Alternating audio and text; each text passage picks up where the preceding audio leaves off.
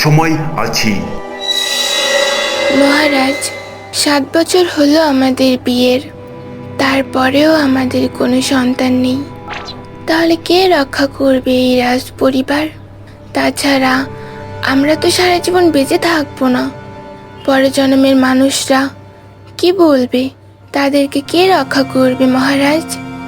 আমি আপনাকে কিছুই দিতে পারলাম না। রানী, তুমি এত চিন্তিত কেন হচ্ছ?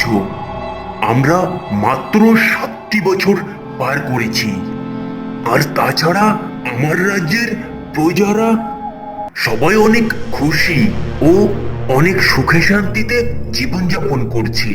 সবাই অনেক ভালো। বন্ধুরা, পরবর্তী অংশ দেখতে হলে ভিডিওটিতে একটা লাইক করে লাল রঙের সাবস্ক্রাইব বাটনটা একটু টাচ করে নাড়িয়ে দাও।